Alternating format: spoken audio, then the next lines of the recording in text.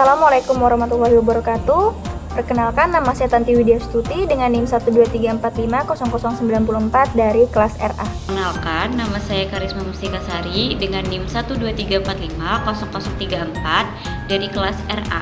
Perkenalkan, nama saya Lia Hanainci Sasmita dengan NIM 123450089. Perkenalkan, nama saya Monika Patricia Tanjung dengan NIM 123450073 dari kelas RA. Perkenalkan, nama saya Rimudi Siregar dengan NIM 123450063. Halo semuanya, kami dari kelompok 9 Praktikum Analisis Data Statistika kelas RA akan menjelaskan terkait apa itu R dan R Studio, juga pengoperasiannya, dan masih banyak lagi. Oleh karena itu, tonton video tutorial ini sampai habis ya. Nah teman-teman, sebelum kita membahas langkah-langkah terkait penginstalan R dan juga R Studio dan pengoperasiannya, teman-teman baiknya tahu dulu nih apa itu R dan juga R Studio. Jadi, R ini adalah bahasa pemrograman dari lingkungan perangkat lunak yang dirancang khusus untuk menganalisis data statistika dan juga grafik. Sedangkan R Studio ialah lingkungan pengembangan terintegrasi yang dirancang untuk membuat penggunaan R lebih mudah dan lebih efisien. Nah, terus apa sih kelebihan bahasa pemrograman R? Nah, jadi teman-teman, bahasa pemrograman R itu menyediakan fitur tampilan grafis. Nah, di mana dalam fitur tampilan grafis ini bisa terdapat simbol dan juga rumus matematika. Nah, sekarang aku bakal ngejelasin tentang langkah-langkah penginstalan R dan juga R Studio. Nah, teman-teman bisa ke Chrome. Setelah itu teman-teman bisa masuk ke website R Studio Desktop. Nah, setelah itu teman-teman bisa nih memencet atau mengklik install R. Setelah itu ada tulisan download R for Windows. Teman-teman pencet, lalu teman-teman klik yang base. Setelah itu kan keluar tuh download R44 for Windows. Kalian bisa teman-teman klik ya. Nah, setelah itu setelah filenya terdownload, teman-teman bisa langsung memilih bahasanya dulu. Memilih bahasanya, lalu ini kita pencet. Kita scroll dulu sampai bawah. Lalu kita pencet next. Nah, setelah itu kita pencet next lagi. Kita pencet next lagi. Nah, jalan tuh kan teman-teman penginstalannya. Kita tunggu. Nah, oke. Setelah itu kita kan udah nih download R-nya. Setelah itu kita download R Studio-nya. Kita pencet yang download yang kita kelaman sebelumnya. Lalu kita pencet download R Studio Desktop for Windows. Nah, setelah terdownload filenya,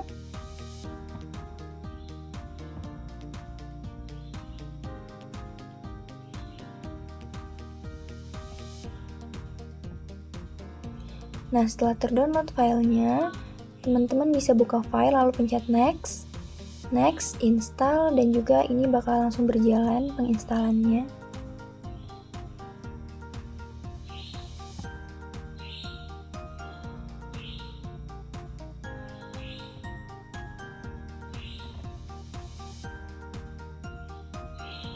Nah, kalau udah, teman-teman bisa deh pakai R dan juga R Studio.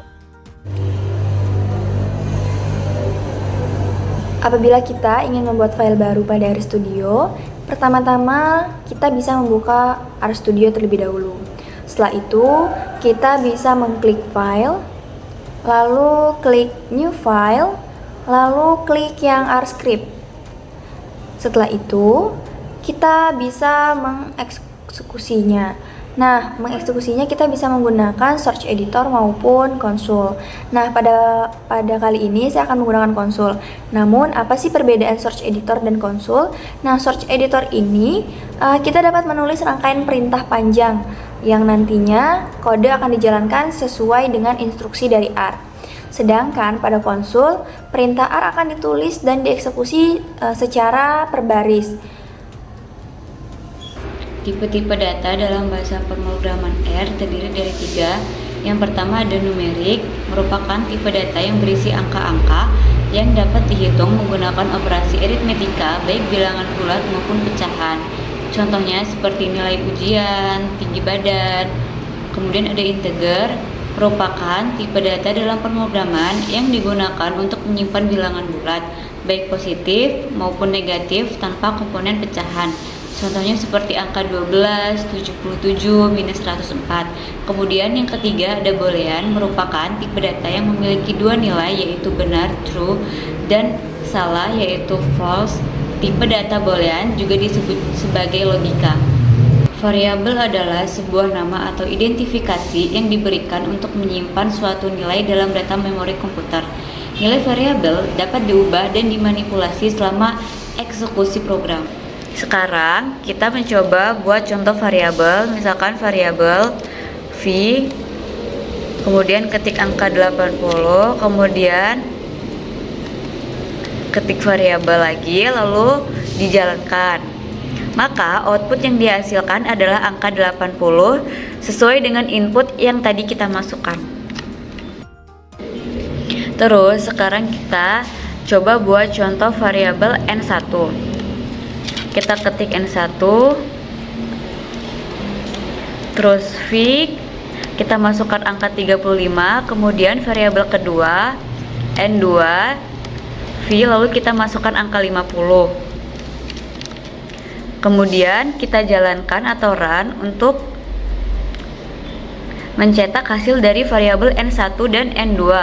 Kita perlu menjumlahkan antara N1 dan N2, maka output yang dihasilkan adalah 85 sesuai dengan penjumlahannya. Kemudian ada operasi aritmetika. Yang pertama ada penjumlahan, pengurangan, perkalian, pembagian, dan eksponensial. Di sini saya memberikan contoh penambahannya yaitu 20 ditambah 5, maka hasilnya 25. Kemudian untuk pengurangan yaitu 50 dikurang 45 maka hasilnya 5, kemudian 10 dibagi 2 hasilnya 5, kemudian 5 pangkat 5 hasilnya 3125. Vektor adalah objek data yang paling sederhana yang ada pada R dan merupakan kombinasi dari berbagai nilai yang sesuai dengan data yang dimasukkan. Tipe data yang dimasukkan dapat berupa numerik, integer, karakter, ataupun boolean. Membuat suatu vektor, kita dapat menggunakan fungsi C. Seperti pada contoh, kita dapat menggunakan fungsi C sebagaimana bentuknya, yaitu vektor, lalu pakai simbol untuk memasukkan, yaitu kurang dari dan tanda minus, lalu C dalam kurung 1.2 15, dimana titik 2 ini berguna untuk membuat suatu vektor yang sekuensial dan berurutan. Lalu selanjutnya kita dapat menggunakan fungsi sekuensial yang dimana dengan nama fungsinya yaitu sek dalam kurung, dimana kita dapat bisa dilihat vektor 2 dengan simbol masukkan, lalu C dalam kurung sek dalam kurung from sama dengan 1, dimana from sama dengan 1 ini merupakan angka pertama, lalu to sampai sama dengan 15 berarti angka terakhirnya, lalu by sama dengan 1 berarti satu tingkat selanjutnya. Bisa dilihat hasilnya sama dengan yang di atas, yaitu 1 sampai 15 secara berurutan. Lalu ada operasi vektor. Kita dapat melakukan operasi vektor menggunakan operasi-operasi aritmetika. Seperti bisa dilihat pada contoh ada P1 lalu simbol masukkan, C dalam kurung 1, 2, 3, lalu ada P2, C dalam kurung minus 4, 5, dan 14,6. Lalu kalau ditambah P1 ditambah P2 akan menghasilkan minus 3, 7, 17,6. Selanjutnya ada matriks. Vektor dapat disebut sebagai matriks yang memiliki satu dimensi, di mana matriks hanya memiliki satu baris dan beberapa kolom atau beberapa baris dengan satu kolom. Pada R, sebuah matriks dapat dibentuk menggunakan vektor. Fungsi matriks dapat digunakan untuk membuat matriks dua dimensi, yang dimana bisa menggunakan fungsi nrow untuk menentukan jumlah baris dan fungsi byrow untuk menentukan jumlah kolom. Bisa dilihat pada contoh. Di situ ada FM1, lalu masukkan C1.215, lalu di baris kedua ada M1, lalu matriks dalam kurung FM1, byrow sama dengan true, lalu nrow sama dengan 5, lalu baris ketiga ada M1. Lalu kita run, akan menghasilkan kolom, ada 3 kolom dan 5 baris, dimana 5 baris ini ditunjukkan dari nrow sama dengan 5. Data frame adalah bentuk struktur data yang menggambarkan sebuah tabel yang tersusun dari beberapa baris dan kolom. Untuk membuat sebuah data frame pada R, dapat menggunakan fungsi data.frame. Berikut ini adalah contoh penggunaan fungsi data.frame pada R. Kita membuat contohnya dengan menampilkan kelas, yaitu ada RA, RB, dan RC, kemudian jumlah mahasiswa yang ada pada kelas tersebut. Kemudian kita masukkan inputnya dan keluarlah outputnya seperti pada gambar berikut. Suatu data frame terkadang memiliki banyak kolom sehingga terkadang mengalami kesulitan saat akan menggunakan kolom tertentu. Untuk mengakses nilai dapat dilakukan menggunakan tanda dolar diikuti nama kolomnya. Seperti contoh kode berikut ini. Kita memasukkan mahasiswa dolar kelas dan muncul kelasnya RA, RB, RC. Kemudian kita masukkan mahasiswa dolar jumlah, itu akan muncul jumlah mahasiswa yang ada pada kelas tersebut.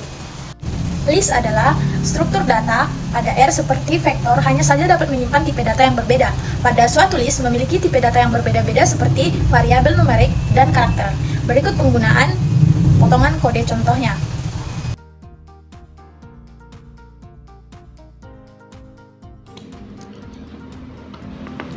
Oke, pada kesempatan kali ini saya akan mendemonstrasikan cara meload variabel Excel ke dalam bahasa R. Yang pertama kita deklarasikan nama variabelnya dengan nama data.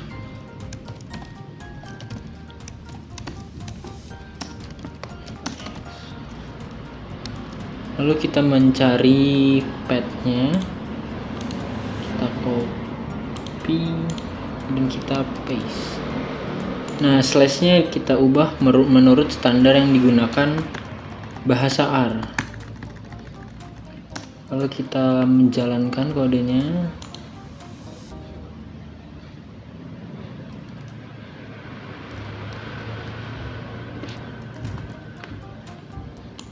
Ya, sudah jadi. Lalu kita akan melihat data di head-nya saja. Gambaran sebagian besar datanya. Oke, sudah dapat datanya. Lalu kita ingin melihat minimal value di suatu kolomnya. Kita ingin melihat minimum value dalam kolom actual. Lihat, lalu kita lihat max-nya.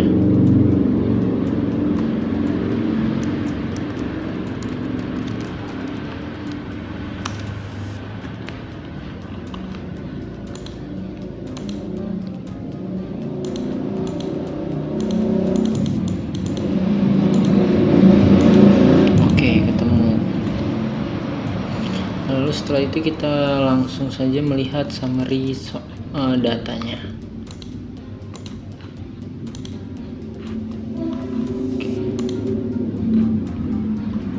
Jadi dari sini kita dapatkan bahwa minimum data dalam actualnya ada pada di minus 20.537 dan maksimum datanya ada pada berada di 4.800.